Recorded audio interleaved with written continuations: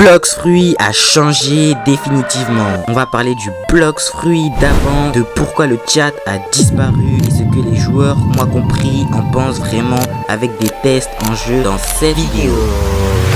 La nostalgie, le Blox Fruits d'avant. Si tu as joué avant, tu sais, tu rejoignais un serveur et en 10 secondes, tu savais exactement ce qui allait se passer. Les gens demandaient des fruits, d'autres demandaient de l'aide sans rien avoir en retour. Quand il y avait la full moon, le chat devenait fou. Quand quelqu'un obtenait le code Calice, tout le serveur se regroupait. C'était des moments uniques. Même sans se connaître, on jouait ensemble. Les amis qu'on s'est fait, les heures de farm infernale, le passage en 6-2 en se disant qu'on allait devenir le roi des pirates le plus respecté. C'était le bordel. Et ce chat, il nous a façonné à 100%.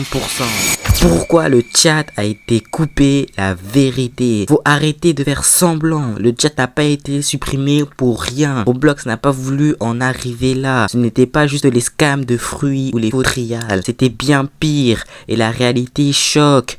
Derrière le chat, il y avait un vrai marché noir. Vol d'informations, vente de comptes, manipulation. Pire encore, des adultes se faisaient passer pour des enfants pour gagner la confiance des mineurs, pour leur donner rendez-vous. Et non, ce n'est même pas exagéré. Moi-même, avant d'écrire cette vidéo, je n'étais pas au courant de tout ça. Des réseaux organisés, des adultes de 30 ans et plus, des plans réels pour faire des tentatives d'enlèvement. Roblox a fermé les yeux pendant beaucoup trop longtemps, jusqu'au jour un youtubeur américain a tout exposé.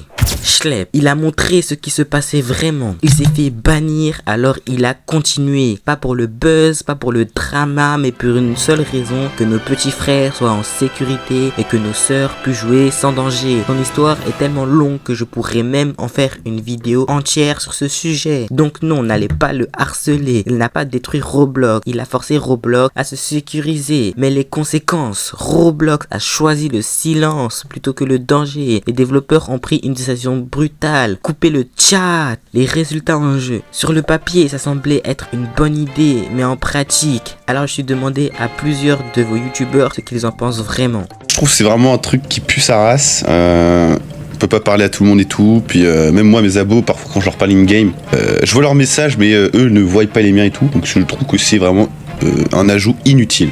Juste que du coup il y a moins de EZ, enfin il y a moins de rage. Non, moi j'aime bien le Blox Fruits bien toxique. En vrai de vrai je trouve ça vraiment dommage parce que ça nique un peu tout le jeu, genre le jeu n'est pas très actif, il est pas dynamique de fou. Et je suis contre ça parce que du coup il y a plus de dynamisme et il y a plus de rapports sociaux sur Roblox.